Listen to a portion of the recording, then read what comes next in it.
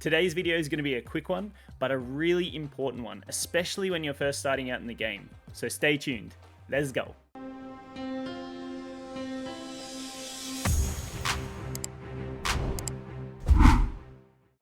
Hey, Milky here, back again with another video for MarvelSNAP.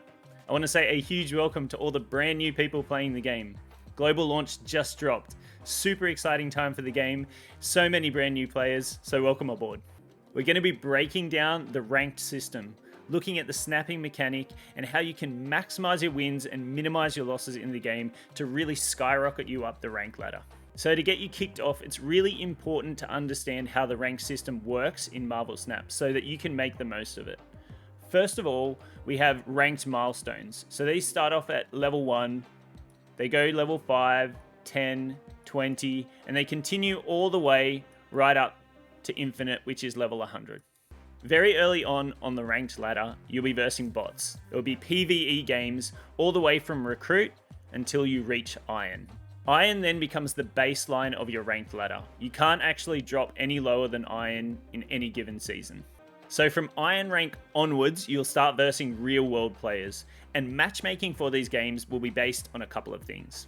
Firstly, and most primarily, it is your collection level. You'll be versing people with similar collection levels to yourself. Matchmaking then considers your rank and also a hidden MMR system in the game to match players with similar skill levels to yourself.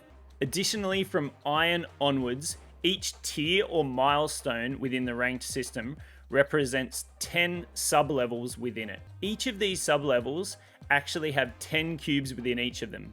So from Iron all the way to Bronze, there's actually 100 cubes within each of those milestones.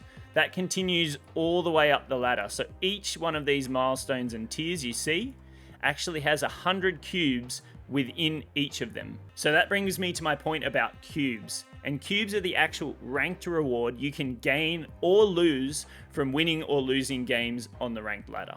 Okay, so let's dive into the cube system a little bit more.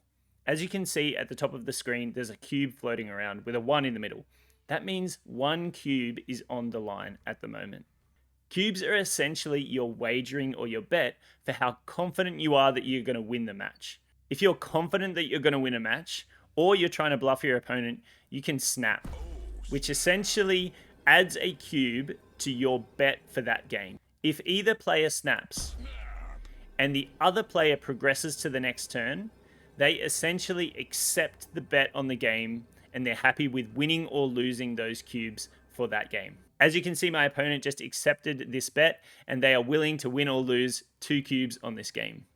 If they were to snap back themselves, the cube count would double to 4. And if I proceed to the next turn, I accept that as being a win or a loss for me in terms of the cubes for the game. An important thing to note is around the final turn in MarvelSNAP. And this is a great opportunity to explain that.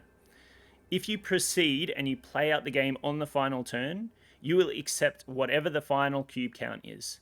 If both players snapped, it will be 8, and you could win or lose 8 cubes. If it's only one player has snapped, it will be a final total of 4 cubes that you could win or lose. And if neither player has snapped, playing out the game will win or lose you 2 cubes. I'm going to go ahead and retreat this one now because I'm just trying to explain what I'm doing and I don't want to lose 8 cubes. So retreating this game locks me in at 2 cubes and I only lose 2, even though I snapped early on. As we talked about before, each one of these sub-levels within the ranked tier actually represents 10 cubes. So winning an 8 cube match almost gets you an entire ranked level. Something that I want to call out, which is huge in MarvelSNAP, is knowing when you've lost, or knowing when you potentially might lose. Retreating is such a good mechanic in the game to help you min-max the cubes that you lose and the cubes that you win.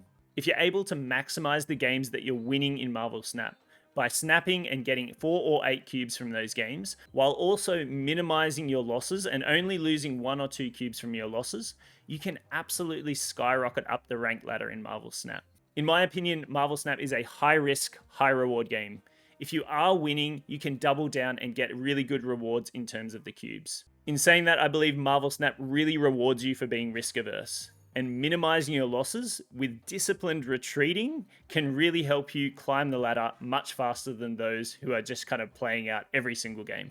As I said, this is just a really quick one to break down the ranked system and the snapping mechanic in the game. It's really important to understand both of these and know how you can use them in your favor if you're wanting to climb the rank ladder in Marvel Snap. I've had a ton of questions around this, so I really hope that simplifies it and answers your questions. Please let me know in the comments if you have any other questions around the rank system or the snapping mechanic.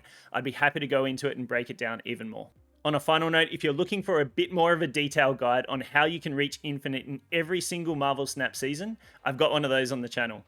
Take a look up here, I'll link it at the top. I'll also link it at the end of video as well. Thanks so much for watching and stopping by. If you did enjoy it, consider giving the video a like, as well as subscribing to the channel. We'd love to have you on board. So that's a wrap on today's video. Until the next one, I'll see you then.